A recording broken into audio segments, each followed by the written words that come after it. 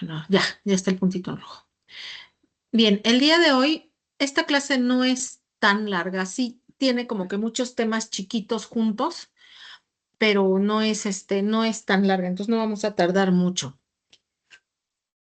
Si ustedes observan las dos fotos que están ahí, las dos son fotos de biopsias de hueso. ¿Se acuerdan cuando les dije que la biopsia de hueso es sacar un tubito del hueso y me permite tener una especie de panorámica de la médula ósea? Entonces, ¿qué diferencia ven entre esta que está aquí y esta que está de este lado? Acá y acá. Se las hice un poco más grande para que podamos ver. Vamos a mitad de mitad. Ahí está. ¿Qué opinan?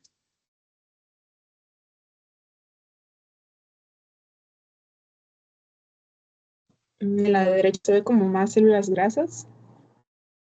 La de la derecha es pura grasa, ¿no? Si ustedes se fijan, se las voy a ver si la agrando un poquito más y se ve mejor. Si ustedes se fijan, estos son puros adipocitos y una que otra célula. Esto que se ve aquí, esto rosa, es la trabécula ósea, o sea, es lo que quedó del hueso. Si la comparamos con esta, pues aquí se ven muchos puntitos, células grandotas, células chiquitas, sí, algunos que se ven como si fuera grasa, pero menos, ¿no? Entonces, perdón, esta es una foto de un paciente con hipoplasia medular. Aquí algo le pasó a la célula madre, que literal ya no hay células de hematopoiesis y la hematopoiesis es sustituida por tejido graso. Y ahorita vamos a ver por qué. Bien, todos los días se consumen, se mueren, llegan a su término de vida 0,8% de nuestros eritrocitos, que si tomamos en cuenta que tenemos alrededor de 5 millones de eritrocitos por microlitro, son un montón, el 10% de las plaquetas y el 230% de los neutrófilos. ¿Por qué 230%? ¿Por qué tantos neutrófilos?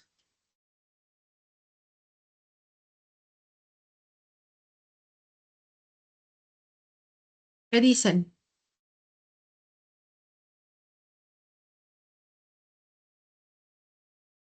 ¿Hay alguien ahí? Me aparece esta sesión espiritista. ¿Porque tienen una vida media más corta? Exactamente. La vida media de los neutrófilos en circulación es alrededor de 8 horas, ¿no? Entonces hay que reponer los 230% dos veces, ¿no? Por lo menos. Al fracaso de la función, muy bien. ¿Quién me contestó? Ay, no, Tommy. Ángela Castillo. Espérame, déjame encontrar mi lista porque no sé dónde la dejé. Ay, en la torre. Acá está. Ángela. Castillo.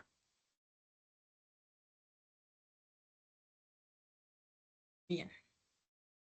Ok. Entonces, al fracaso de la función hematopoyética se le denomina síndrome de insuficiencia medular o insuficiencia medular. Esta insuficiencia medular puede ser cuantitativa o cualitativa. El día de hoy vamos a hablar de la cuantitativa, cuando no hay una cantidad suficiente de células. La cualitativa son las displasias medulares. Antes le llamábamos síndromes mielodisplásicos. En la última actualización de la clasificación de la OMS, ahora se le llama neoplasias mielodisplásicas. Entonces, esto lo vamos a ver más adelante, los síndromes mielodisplásicos. Entonces, la hipoplasia medular se puede definir como una disminución absoluta o global del tejido hematopoyético en la médula ósea, es decir, insuficiencia medular cuantitativa, lo que me va a llevar, si no hay células en la médula ósea, no va a haber células en la sangre periférica, ¿no? Entonces me va a llevar a pancitopenia. Normalmente, si ustedes recuerdan cuando hablamos de la hematopoiesis, decíamos poquitas células madre pluripotenciales no restringidas van a irse diferenciándose y van a irse reproduciendo de tal forma que poquitas células progenitoras más primitivas van a dar muchas células circulantes. Una cantidad de 10 a 8 progenitoras es capaz de producir y mantener un total de 10 a la 12 elementos circulantes. Acuérdense que eso de a la 12 son 12 ceros, ¿no? Son muchas células. Y bueno, ya sabemos que tienen una función especializada. Cuando el número de células hematopoyéticas pluripotenciales disminuye por debajo de un nivel crítico, este nivel crítico se calcula alrededor del 10%, la célula madre va a detener la diferenciación y mantener o preferir la autorreplicación propia de las células pluripotenciales. Al agotamiento de las células diferenciadas en el tejido de la médula ósea, este es ocupado por tejido adiposo. A ver si me explico mejor. Llega un momento en que hay tan poquitas células madre que las células madre dicen, ya, no voy a producir diferenciación. Acuérdense que la célula madre tiene la capacidad de autoduplicación y diferenciación. Entonces, sacrifican la diferenciación en pro de la autorreplicación. Las células que ya se estaban diferenciando van a continuar la diferenciación, terminar la maduración y salir de la médula ósea. Eso va a crear un espacio. Ese espacio es sustituido por tejido graso. ¿Sí me expliqué o los hice pelotas? Sí, doctora. ¿Sí? ¿Vamos bien? Sí, Doc. Entonces, recordando un poquito de la célula madre, tenemos la célula madre pluripotencial, tiene la capacidad de autorrenovación, obviamente de proliferación y de diferenciación. Y la célula madre hematopoyética no restringida, o sea, esta primerita que dice célula madre pluripotencial, tiene CD34. Cuando ya se hace una pluripotencial restringida, va a adquirir el CD33 y el DR lo conservan sobre todo los linfocitos. Entonces, esto es para recordar un poquito de la hematopoiesis. Las células comprometidas o las células progenitoras de la serie roja van a ser sensibles a la eritropoyetina, y esto ya lo sabemos, ya lo vimos, a partir de la unidad formadora de colonias eritroides y también del brote, tanto la madura como la primitiva, se caracteriza por tener DR, que lo va a perder, el CD33, que lo va a conservar toda la vida.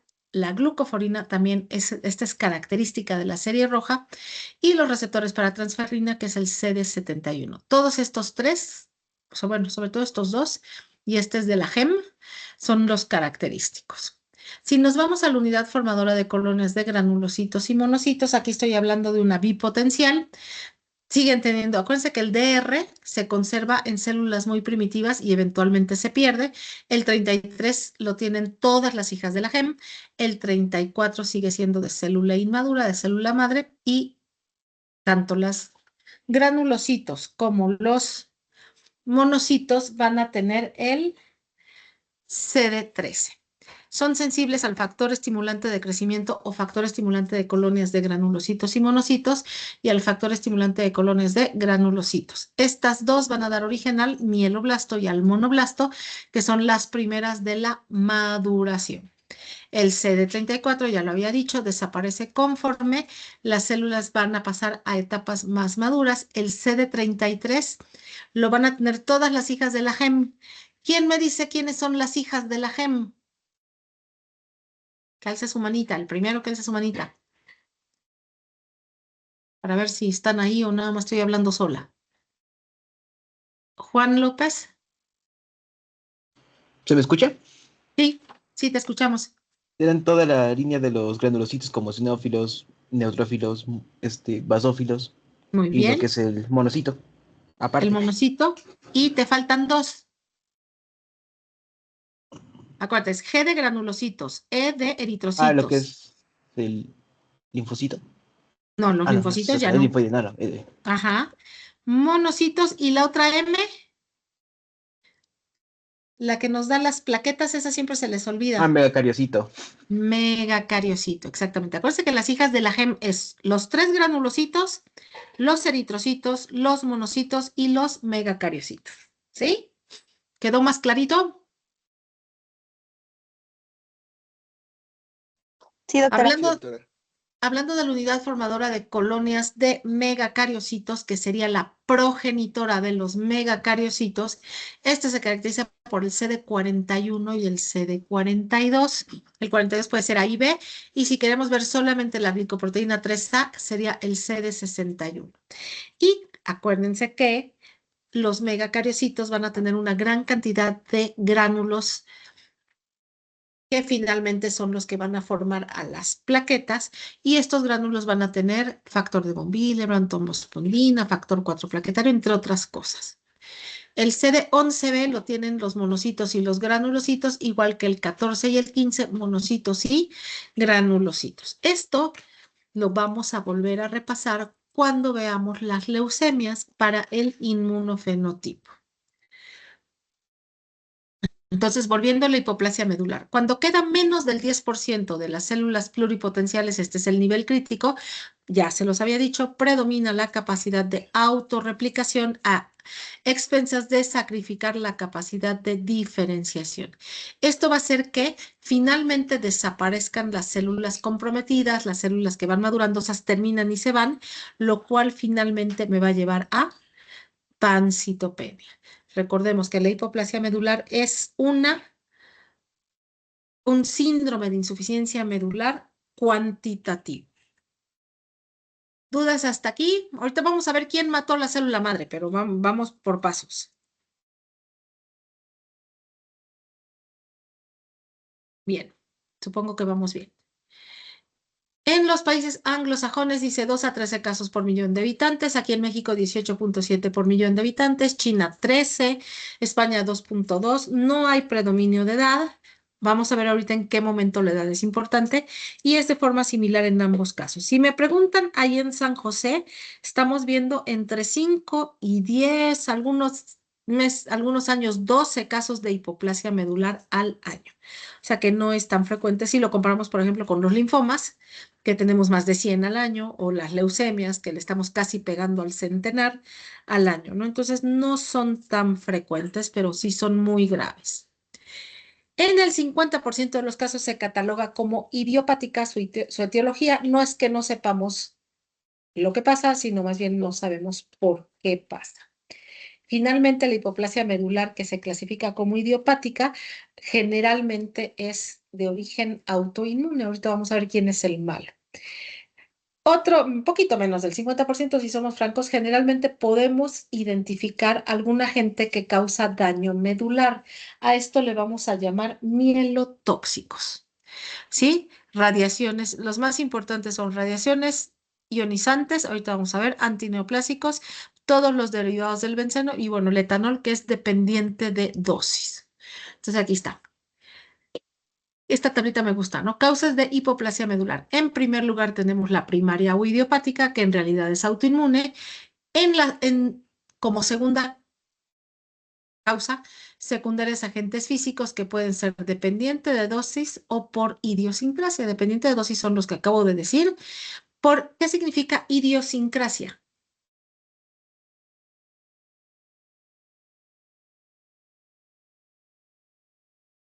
Otra vez Que ya, depende de cada individuo. Exactamente, ya depende de la situación del individuo, ¿no? Pueden ser múltiples causas, ¿no? Que se conjugan para que se presente el fenómeno. El mejor descrito como causa de daño medular por idiosincrasia es el cloranfenicol, pero están, por ejemplo, las sales de oro que se utilizaban antes para la artritis reumatoide se dejaron de usar porque un buen porcentaje causaban hipoplasia medular.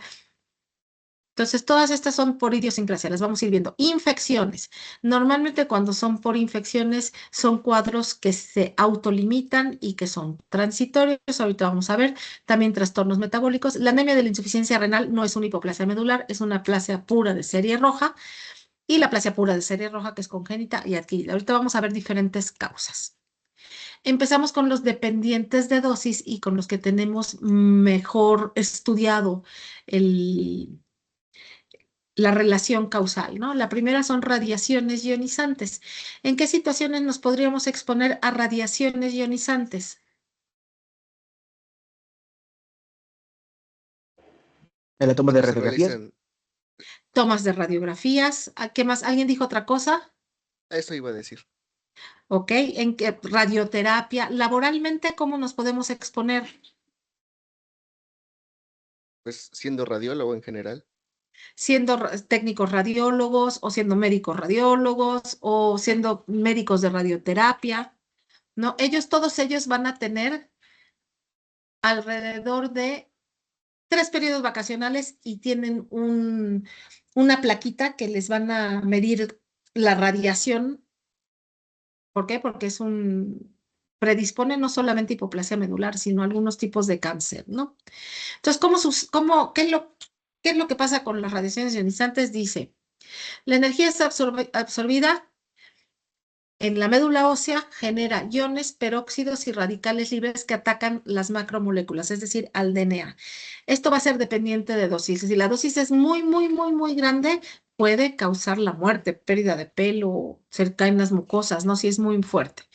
Afecta sobre todo a los tejidos con gran actividad mitótica, como es la médula ósea. Cualquier dosis de radiación disminuye la reserva de progenitores y su acumulación puede producir descensos lentos en las cifras hemáticas. Estas personas que tienen una exposición laboral a radiación, se les hacen biometrías hemáticas cada año o cada 6 meses, depende, van a salud en el trabajo, o sea, son personas que están muy vigiladas.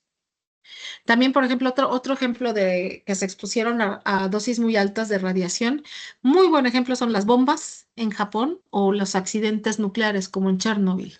En esos dos países aumentaron las frecuencias de hipoplasia medular, la frecuencia de leucemias.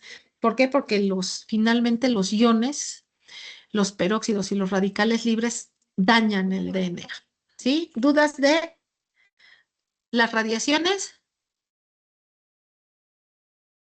No, todo bien. No, doctora. Bien, medicamentos, es lo que les digo, son como que temas chiquitos adentro de uno. Medicamentos, toda la quimioterapia convencional. No estoy hablando de terapia blanco, estoy hablando de quimioterapia convencional, alquilantes, citostáticos, antraciclinas, todas se dan y afectan a las células que están en fase de mitosis, en fase de síntesis, introducen errores al DNA para que esa célula haga apoptosis. Entonces, todos estos reducen la reserva de progenitores con cada administración. La primera quimio se recuperan muy rápido, pero ya para la quinta o sexta ya tardan más. ¿Por qué? Porque van a disminuir la cantidad de progenitores pluripotenciales que tenemos. Luego, cuando ya no se recuperan de la quimio, decimos, el paciente ya tiene baja reserva medular, ¿no? Podemos llegar a causar hipoplasia medular. Idiosincrasia, ya la habíamos dicho, cloranfenicol, fenilbutazona, sales de oro. Las sales de oro están en desuso, el cloranfenicol casi nunca se utiliza como antibiótico tomado por esta razón. Ay, la tengo sueño. Benzol, el benzol y otros tóxicos industriales, esta es la relación causal más convincente. El benzol lo vamos a encontrar en diferentes concentraciones en pinturas, barnices, cauchos, tintes. Las personas que trabajan en la industria de la piel y de los zapatos, tiñendo todo eso, pueden exponerse a benzoles. También va a haber cierta cantidad de benzol en los disolventes de uso doméstico como la gasolina blanca, como el thinner. Todas van a tener pequeñas cantidades de benzol. Estos todos son dependientes de dosis. El benzol se concentra en el tejido adiposo de la médula ósea, donde directamente o por medio de metabolitos va a inhibir la síntesis de DNA. Del 3 al 4% de los trabajadores que se exponen a concentraciones superiores de 300 partes por millón pueden desarrollar hipoplasia medular. Ahorita vamos a ver la definición muy bien de cuándo sí es un agente causal. Otros hidrocarburos aromáticos que pueden tener ciertas cantidades de benzol es el tolueno, el gileno y los insecticidas. ¿Vamos bien? Sí, doctor. Sí. Ok. Las virus, agentes infecciosos. Hepatitis, hay muchos virus hepatotrofos que no están clasificados. Virus de Epstein-Barr y citomegalovirus. ¿Estos dos qué enfermedad dan? Mononucleosis. Mononucleosis infecciosa. Mononucleosis infecciosa. No quiere decir que si te dio mononucleosis infecciosa ya te va a dar hipoplasia medular, o te va a dar leucemia, o te va a dar linfoma, pero sí puede predisponer, y sobre todo estos virus que vemos aquí, virus de Epstein-Barr, citomegalovirus, VIH. Ahorita vamos a ver el parvovirus B19 porque se secuencia aparte. Todos esos me pueden dar un cuadro transitorio de hipoplasia medular. ¿Sí? Ahorita vamos a seguir. Trastornos inmunológicos. Aquí nos referimos sobre todo al timoma. El timoma es un tumor benigno del timo. ¿El timo qué tipo de linfocitos hace? T. T. Antes de que los linfocitos T les den permiso de salir del timo, ¿qué les hacen? ¿Qué hacen qué hace nuestro cuerpo?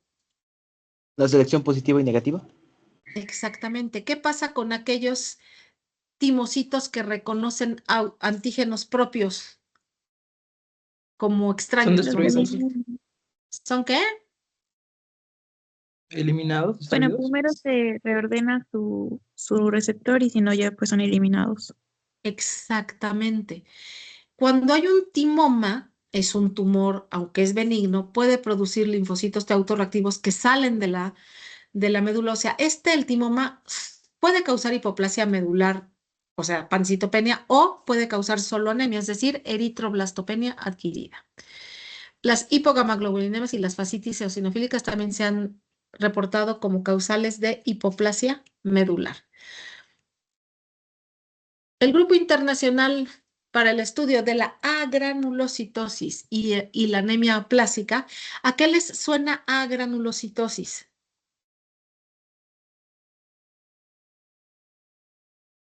Que se eliminan los granulocitos. Exactamente. Cuando un paciente dices, este paciente tiene agranulocitosis, generalmente lo que tiene es una neutropenia grave, menos de 500 o menos de 200 neutrófilos, ¿no? Anemia plástica sería pancitopenia. Admite hay muchos medicamentos que se han relacionado con la granulocitosis, ¿no? Antibióticos, muchos medicamentos que pueden producir agranulocitosis. Entonces, este grupo internacional acepta o admite como causa probable de la entidad el contacto con sustancias químicas que ocurre durante 29 días en un periodo de 180 días previas a la admisión del enfermo. Podríamos decir, es un paciente que empezó a trabajar en la industria de la pintura. Si ya te lleva por lo menos un mes y ese mes pasó en los 180 días previos a su ingreso, podemos estudiar si no es una enfermedad laboral, ¿no? Que sea derivado de la exposición al benzol, por poner un ejemplo, ¿no? Bien.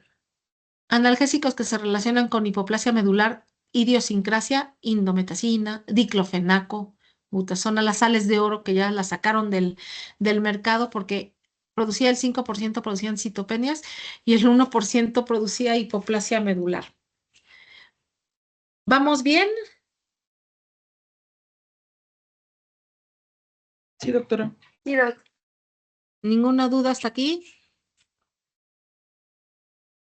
Yo sí, Doc. En el caso del benzol, por ejemplo, menciona que es peligroso a partir del contacto mayor a 300 partes por millón, pero eso equivale a qué tipo de actividad, por ejemplo. O sea, me imagino que no es riesgoso para una persona que, pues, no sé, está en contacto con con una pintura, no sé, una vez al año, ¿no? O con un barniz que lo contenga de forma esporádica, pero ¿cuándo o en qué tipo de actividades ya es riesgoso? Cuando todos los que tienen riesgo de exposición al benzol tienen que tener las máscaras que aseguran, si van a trabajar con benzol, les ponen unas mascarillas que aseguran que no se van a exponer a más de 300 partes por millón. O sea, si el riesgo existe, haz de cuenta que si un paciente, no sé, trabaja en la industria del caucho y le da hipoplasia medular y se hace la investigación y se ve que, por ejemplo, no usan mascarilla para trabajar, eso puede ser un riesgo laboral y puede ser una demanda laboral, porque tienen que tener la mascarilla. No sé si me explico. Ah, ok. Sí, sí, sí. O sea, es una exposición laboral diaria. Ajá, es como algo más significativo, ¿no? Ujú. Sí, o sea, no Entiendo. porque pintes tu cuarto un día ya te va a dar hipoplasia medular, ¿no? Yo ya bien asustada, Doc, perdón. No, no te preocupes. Doc, una pregunta. Ajá, dime. Con respecto a lo de indometacina y todos esos, los AINES, hay como una dosis de que a cierta dosis o a cierto consumo por un tiempo, ¿no? Ok. No, es idiosincrasia. Y es mucha relación causal así muy directa. O sea, nunca en mi vida había tomado diclofenaco y estuve tomando diclofenaco, no sé, 3 semanas y pum, hago un cuadro de hipoplasia medular. Entonces ahí puedes sospechar que es una idiosincrasia al diclofenaco, se me ocurre. Ok, Doc, gracias. De nada.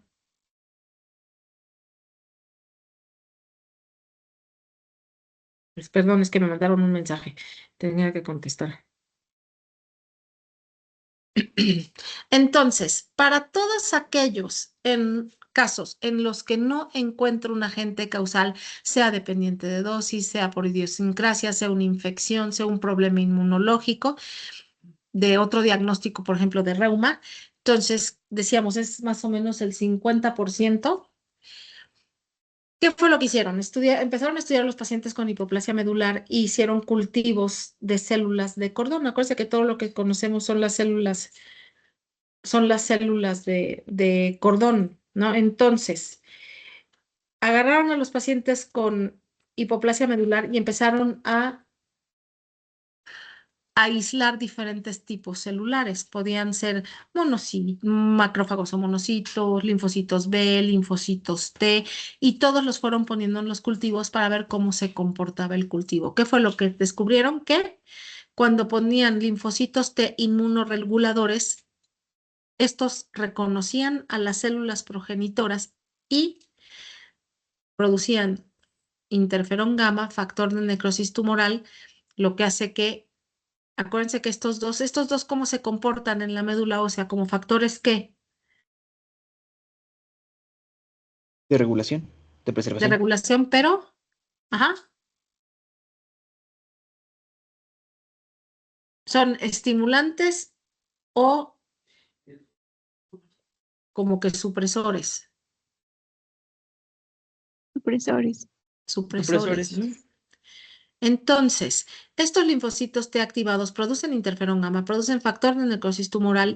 Eso hace que la hematopoiesis en general se suprime, pero no quedan ahí, sino que van con la célula madre y, yo lo digo así de broma, ¿no? Llega al linfocito T con la célula madre y le dice, eres una porquería, no sirves para nada, mira qué fea estás. Y la célula madre se deprime porque su hijo le está diciendo eso y se suicida, ¿no? Lo digo de broma para que lo entendamos, ¿no? Finalmente el linfocito T llega a la médula ósea, es un linfocito T autorreactivo que reconoce a la célula madre y produce apoptosis por medio de Fas ligando. Si las células madre pluripotenciales no restringidas empiezan a morir y llegan a ese nivel crítico del 10%, se va a detener la diferenciación, va a tratar de autorreplicarse y viene la pancitopenia porque el tejido hematopoyéticamente activo se sustituye por grasa. Entonces, ¿quién es el malo en esta historia, en la hipoplasia medular? ¿Quién es el malo? Los linfocitos T. ¿A quién queremos detener? Ahorita vamos a ver a los linfocitos T. ¿Sí me expliqué la fisiopatogenia? Sí, doctora. Sí, Bien. Las infecciones, ya decíamos, son mielosupresoras, son transitorias y autolimitadas. Estamos hablando de Epstein-Barr, citomegalovirus, VIH, algunos virus de la hepatitis, ¿sí? El parvovirus B19, les decía, este se cuece aparte porque al parvovirus B19, ¿qué enfermedad da el parvovirus B19?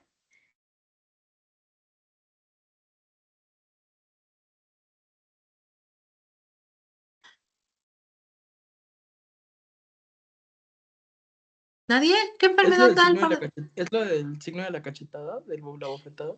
Exactamente, le dicen la quinta enfermedad, es una exantemática que se ponen rojos, rojos, rojos, por eso dicen que es de la cachetada, ¿no?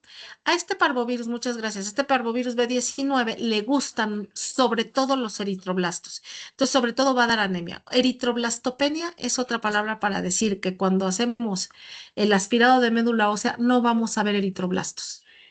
Es una eritroblastopenia adquirida o una aplasia pura de serie roja adquirida. Aquí está. Infecta a las células que más se replican en nuestra médula ósea. Lo que más se tiene que producir son eritrocitos. Por lo tanto, tiene predilección por los precursores eritroides. Puede causar depresión de la médula ósea en 7 días.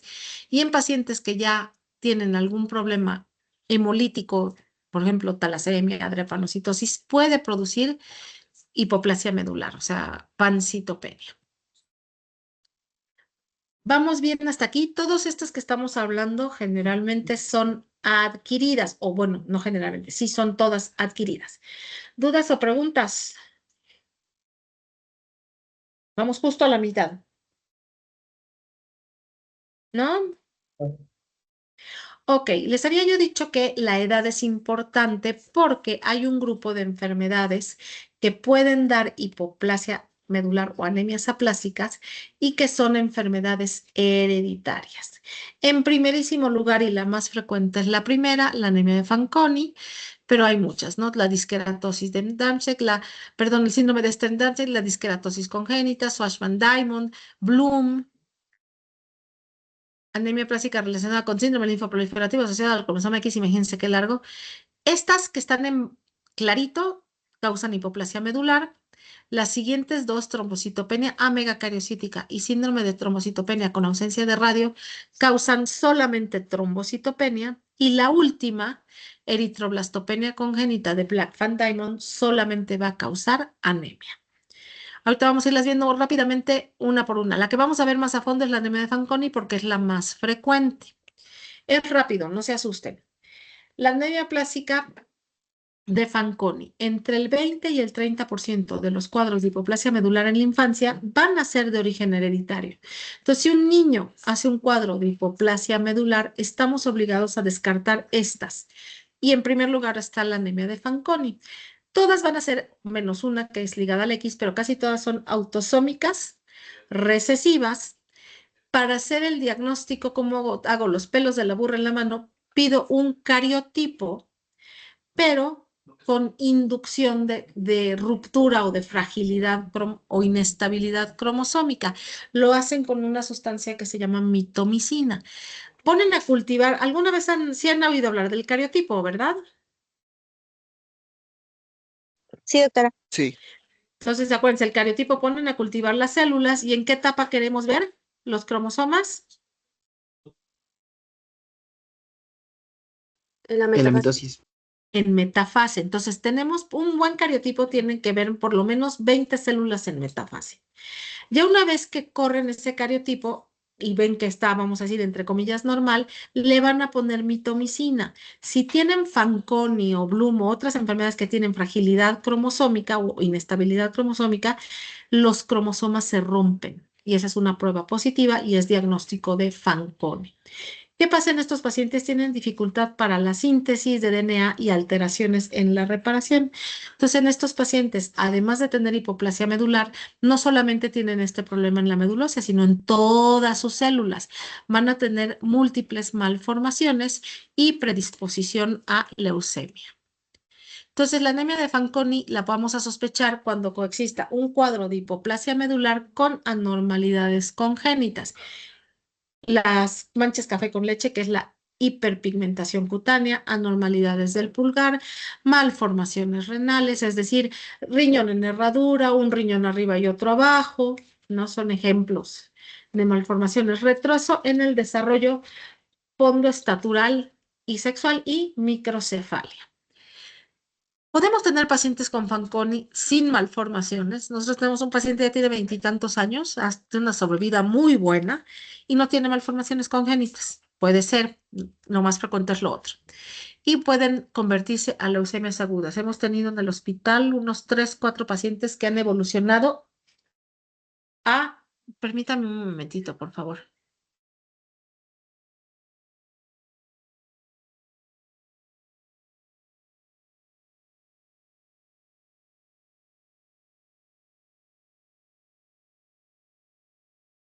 Ya, una disculpa. Entonces pueden tener alta incidencia de leucemias agudas. La sobrevida de un paciente con Fanconi, a los 10 años de edad, el 80% está viva, a los 20 años, 56%. Tiene una mediana de supervivencia de 25 años, por eso les digo que este niño ha tenido una muy buena sobrevida. Y bueno, podemos hacer para el tratamiento de la hipoplasia medular, pues un trasplante de médula ósea, siempre y cuando el hermano no tenga Fanconi. No es chiste, es anécdota. ¿Dudas de Fanconi? Dice que es muy poco frecuente, ¿no, Doc? Es O poco frecuente. En el hospital hemos tenido, vamos a decir, en los últimos 10 años, yo calculo que unos 6 casos que ahorita puedo recordar. No es frecuente, es una autosómica. Todas son autosómicas. Esta es ligada al X, pero la mayor parte de estas enfermedades son autosómicas recesivas. gracias, Doc. De nada. Disqueratosis congénita. Esta se diagnostica generalmente por los dermatólogos porque tiene problemas en la piel. Pigmentación reticulada de la piel, onicodistrofia,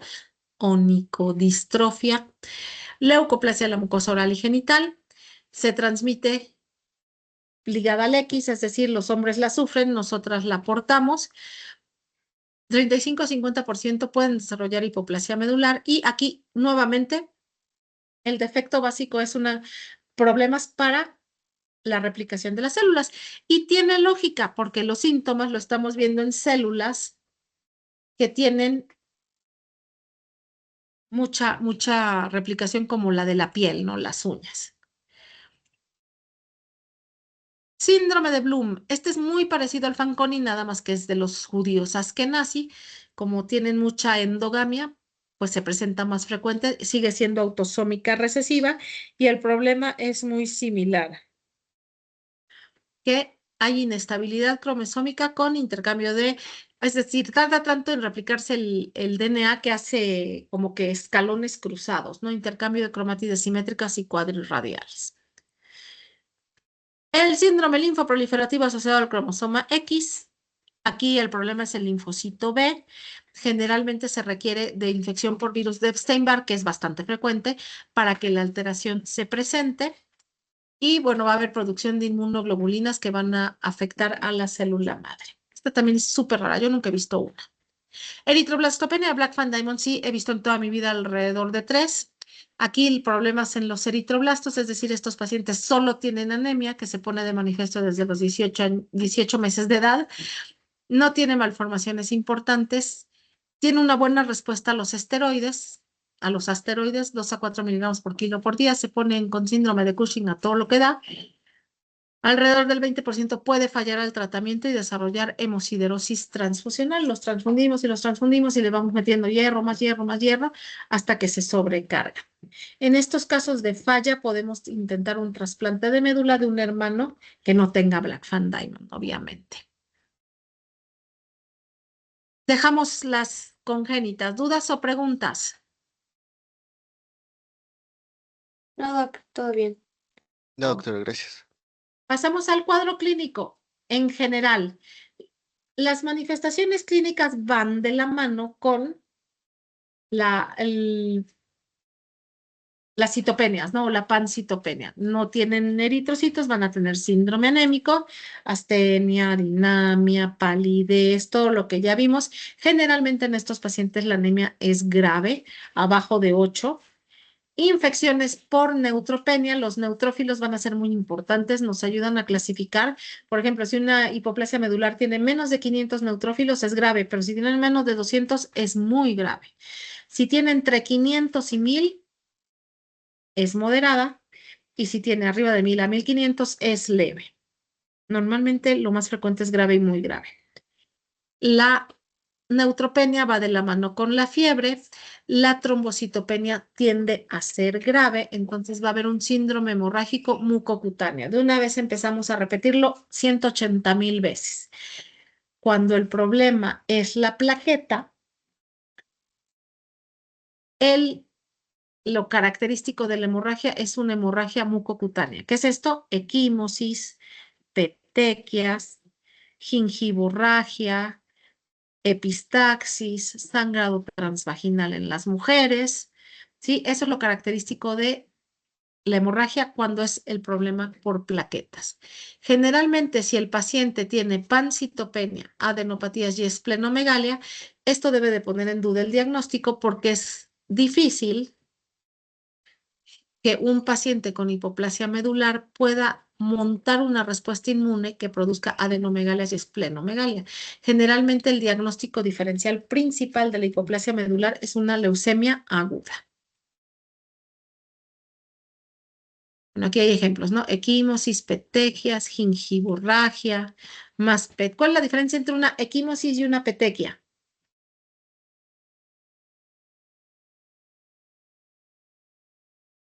¿El tamaño o la distribución? El tamaño, nada más el tamaño. Petequia es chiquitita, puntitos, la equimosis es más grande y el hematoma, cuando hablamos ya de hematomas, generalmente es porque ya involucran músculo, tejidos más profundos o es una colección mayor de sangre. Si es hereditaria, el 80% van a tener otras alteraciones congénitas como baja estatura, 15-50% puede tener sindactilia, disminución en el número de los huesos del carpo, microsomía, microcefalia, malformaciones renales, estrabismo, hipogonadismo y retraso mental o sordera. Recuerden que las hereditarias van a tener problemas con la replicación del DNA, por eso las múltiples malformaciones congénitas, porque no es solo en las células de la médula, es en todas. Para el diagnóstico, la sangre periférica se va a caracterizar por pancitopenia. Generalmente va a ser anemia. Lo más frecuente es que sea normocítica, normocrómica. Puede tender a la macrocitosis porque hay problemas con la síntesis del DNA. Los reticulocitos siempre van a estar abajo del 2%, es decir, es una anemia ¿Regenerativa? regenerativa. Exactamente. La neutropenia va a ser generalmente grave o muy grave. Aquí, ojo, con linfocitosis relativa, solamente el porcentaje. Trombocitopenia grave es lo más frecuente, el 75% de los pacientes se diagnostican con menos de 30,000 plaquetas. El aspirado de médula ósea no es diagnóstico. Se requiere, esta es una de las enfermedades que requiere forzosamente una biopsia de hueso. En el aspirado de médula voy a ver tejido, más que tejido adiposo, veo grasa, porque desaparece y las poquitas células que vean son células que ya vivían en la médula ósea, como linfocitos, células plasmáticas, histiocitos, basófilos tisulares. Forzosamente tengo que hacer los pelos de la burra hasta la fecha, o el gold estándar sigue siendo la biopsia de hueso. Me permite valorar de forma precisa la celularidad, cuantificar la porción remanente, ver si hay o no hay fibrosis. Esto es muy importante para diferenciarla de otras enfermedades que vamos a ver más adelante. Y así se ve, ¿no? Aquí hay otra foto. Esta es una médula ósea con células y esta es una médula ósea con hipoplasia medular. Estas las dos son biopsias de hueso.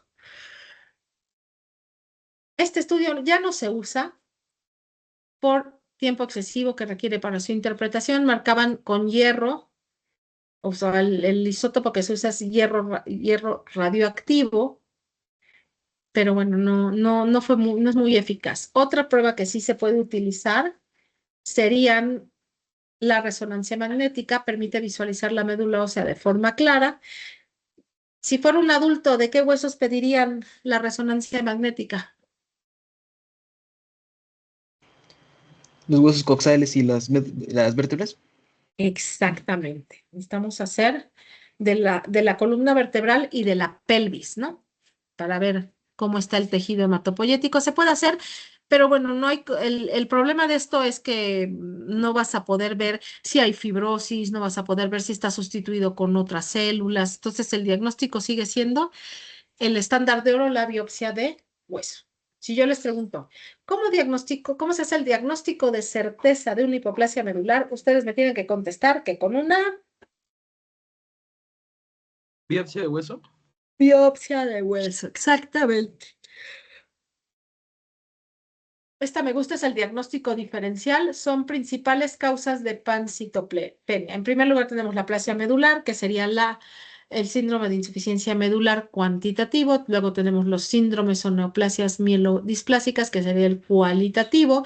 Luego tengo cualquier cosa que sustituya la hematopoiesis, como neoplasias hematológicas y no hematológicas, ¿no? Leucemia aguda, tricoleucemia o cualquier metástasis de algún cáncer a la médula ósea. Y bueno, varios lo vamos a ver, la hemoglobinuria paroxística nocturna. Les pregunto, ¿la anemia megaloblástica puede dar pancitopenia, sí o no? Sí, Doc. Exacto. Entonces es un diagnóstico diferencial. Si no es cáncer, si es un bicho, tuberculosis, citomegalovirus, ahí el del guano se me fue, histoplasmosis, todo eso se puede meter a la médula y darme cuadros de pancitopenia. Esplenomegalia sería una causa de pancitopenia periférica. Hepatopatía crónica, esplenomegalia, ay, ¿qué onda conmigo? Y enfermedad de Gaucher, que ya se está oscureciendo y tengo la luz apagada, ya está me dio sueño. ¿Vamos bien? Ya casi acabamos, muchachos. Sí. Ok. Los criterios diagnósticos son los criterios diagnósticos de camita con K. Soy así como una camita chiquita. La hipoplasia medular puede ser leve, moderada, grave o muy grave. La leve y la moderada ni se las pongo, es rara y generalmente el tratamiento es con estimulantes de la hematopoiesis. Factores estimulantes de colonias como el filgastrim, eritropoyetina, los análogos de la trombopoyetina para estimular. La grave y la muy grave ya se trata distinto. Para decir que una hipoplasia medular es grave, tiene menos del 1% de reticulocitos corregidos, menos de 500 neutrófilos, menos de 20,000 plaquetas y una biopsia de hueso que tenga menos del 25% de celularidad.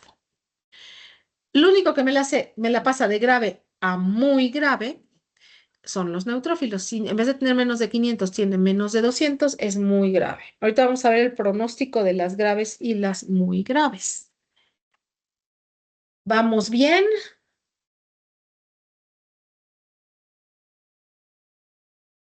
Sí, doctora. Ok, tratamiento. Ojo, escúchenme bien. El tratamiento lo voy a dividir en dos cosas que son muy distintas. El tratamiento de soporte de vida y el tratamiento propio de la hipoplasia medular.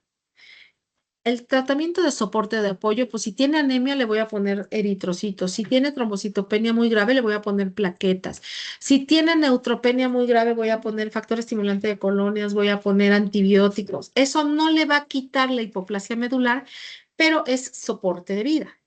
Evitar exposición a agentes tóxicos, estimular la médula ósea residual o abatir la supresión del funcionamiento de la misma. Todo eso es tratamiento de apoyo. Sigo con tratamiento de apoyo, soporte transfusional. Si tiene neutropenia febril, pues antibióticos y filgastrim.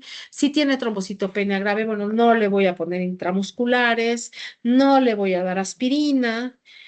Le puedo dar inhibidores de la fibrinólisis para que mejore el sangrado, sobre todo si es de mucosas como el ácido aminocaproico en buches o el amicar. No podemos utilizar eso. Todo eso es de soporte. La hipoplasia leve y moderada, androgénicos. Los androgénicos vamos a ver que estimulan la hematopoiesis, lo que habíamos dicho, ¿no? Factor estimulante de colonias. Este es el filgastrim o el molgamustrin. Las respuestas son transitorias, pero bueno, tratamos de rescatar la médula ósea. Ojo, hipoplasia medular grave y muy grave. Si no logro encontrar un agente causal, si no logro decir es esto, entonces queda como idiopática. Al quedar como idiopática, ya vimos que... ¿Quiénes son los malos del cuento? Linfocitos T. Los linfocitos T. Es una enfermedad autoinmune. Entonces, si tiene, ojo, estas son las nuevas. No viene escrito en ninguna parte, entonces anótenlo ustedes. Si tiene menos de 40 años, el tratamiento de primera elección es un trasplante halogénico de células. ¿Cuál es el halogénico? Pues de un hermano. El hermano, aquí sí tiene que ser 100% compatible, o sea, de hermano de papá y de mamá, que sea 100% compatible. Si alguien aquí, además de él, tiene 3 hermanos, es decir, que son 4 hermanos, la probabilidad de tener un donador compatible de médula ósea es del 12.5%. O sea que no es cosa fácil. Se pueden hacer halogénicos no emparentados, pero es muy complicado porque no los encuentras tan fácilmente y además es carísimo. Entonces, si tiene donador y tiene menos de 40 años, trasplante. Esto es una urgencia. Si hay lista de espera y 100 leucemias, una hipoplasia medular con donador, se salta a todos, es una urgencia. Si no lo trasplantas en los siguientes 3 meses, lo más probable es que se muera. Si no tengo la probabilidad de trasplante, la segunda opción, o si ya tenemos más de 40 años, es inmunosupresión intensa. Estas son las respuestas 50-60. ¿A quién quiero matar? Ya habíamos dicho, al linfocito T. Entonces, hay globulina antilinfocito, hay de conejo y hay de caballo. Creo que aquí la que tenemos es la de conejo, si no mal recuerdo. Agarran a los pobrecitos conejitos y los caballitos y les ponen linfocitos T humanos. Los caballitos y los conejitos hacen una inmunoglobulina en contra de los linfocitos T y eso es lo que purifican y nos los venden por un ojo de la cara en un frasquito.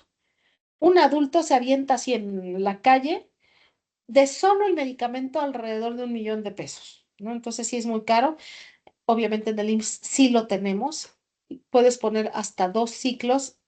La respuesta tarda entre 3 y 6 meses. Entonces, todos esos 3 a 6 meses están con este soporte transfusional, ¿no? Normalmente damos los dos, la globulina antilinfocito y la ciclosporina A, y con eso se obtienen respuestas de alrededor del 80%, siendo un poco optimistas. ¿Dudas o preguntas?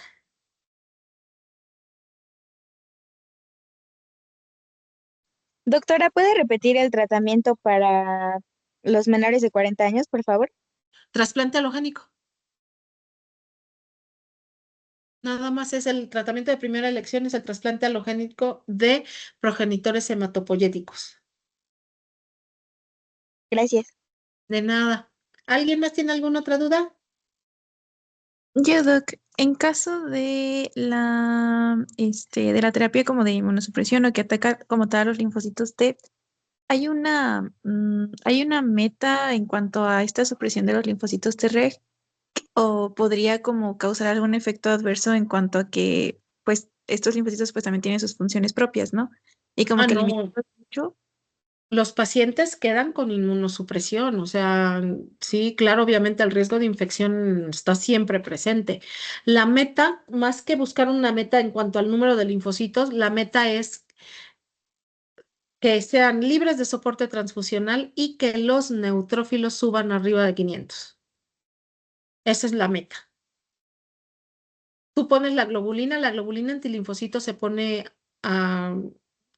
Depende del esquema, normalmente es alrededor de 1 miligramo por kilo y se pone por 5 días. Y ya lo suspendes y te esperas a ver si responden a los 3 a 6 meses. Si en 3 a 6 meses no ha respondido, puedes repetir otro ciclo.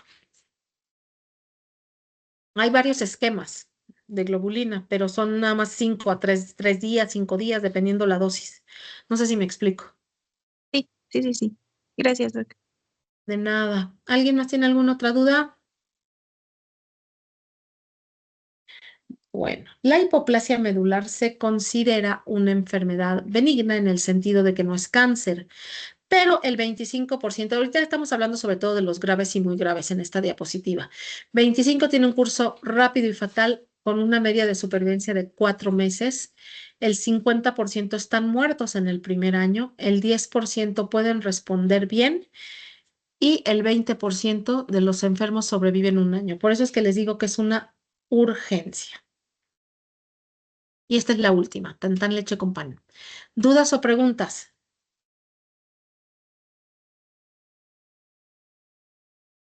No, doctora. ¿No? ¿Seguros?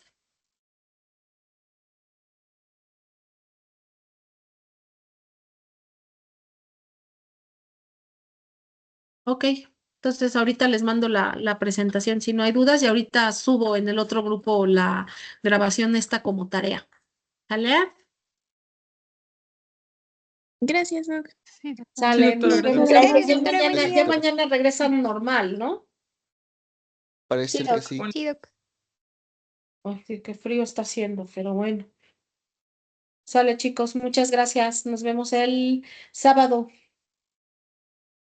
Hasta el sábado, doctora. Bonita tarde. Hasta luego, doctora. Hasta el Igualmente. sábado, Adiós. doctora. Gracias. Gracias. Bye.